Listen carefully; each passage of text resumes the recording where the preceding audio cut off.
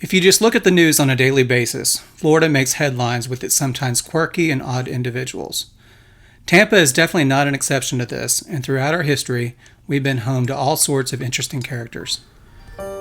Perhaps one of the most eccentric and controversial was the self-proclaimed Dr. Frederick Weightnovel, who called the area his home from the 1880s until his death in the early 1900s.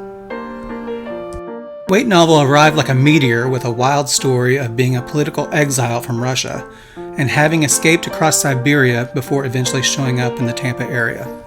Although he claimed to be a doctor, he said that his medical licenses and credentials were destroyed in a fire.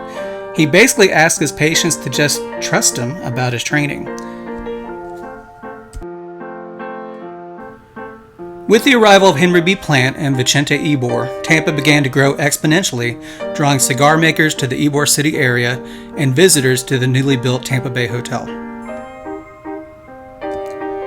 Not one to pass up a good opportunity, Weightnovel began producing his own hair tonics and remedies for all sorts of ailments, which he peddled to the masses.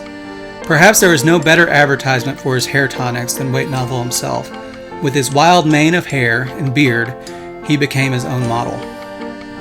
He also advertised in another unique way by floating around Picnic Island or in the Hillsborough River on his back while reading a newspaper and balancing a plate of food on his belly. This odd sight always drew a crowd of curious onlookers, and Weightnovel would come to shore and strike up a conversation about his miracle remedies, which usually led to some pretty good sales. In quite a bit of local drama, Weightnovel and his band of local misfits moved onto the land once occupied by Fort Brooke and established their own city known as Moscow, with Weightnovel himself being declared the mayor. He also famously caused a scandal with the founding of Tampa's Free Love Society, which mocked the institution of marriage. During a parade through Ybor City, he and his supporters marched wearing garish clothing and white and red sashes. The banquet at the Havana Hotel shocked passersby who peered in through the windows and discovered the African-American servers were all nude and covered in body paint. The police were summoned and Weightnovel spent the night in jail to atone for his sins and was forced to disband the society. Although he was often considered a troublemaker, there were those that took a liking to him. He became friends with Julia Daniels Mosley, and in letters to family, she described how Weightnovel would often look in on the family and take care of their needs while sick. Of him she wrote, "He is a strange man, but in many ways his nature is a beautiful one." In 1902, Weightnovel was visited by a young woman named Irene Randall. Secretly, Weightnovel had been performing illegal abortions, and Randall sought him out. From his doctor's office at Whiting Street, he carried out the operation, and Randall soon became deathly ill. She begged for the doctor to telegraph her mother, which he said he would, but never did.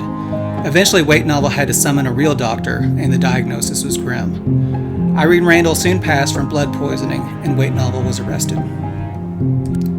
The trial was quite an event, with throngs of people gathered at the courthouse to hear details about the doctor's practices and the history of how young Randall came to be in such a desperate condition.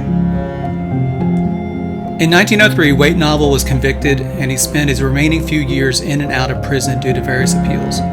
In 1906, he passed away from a stroke, but many have long debated that he committed suicide by drinking one of his own poisoned remedies.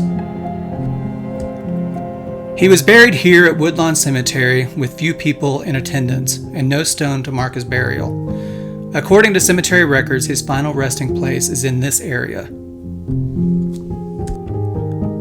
Although he died over 100 years ago, he still counts as one of Tampa's most nefarious historical figures.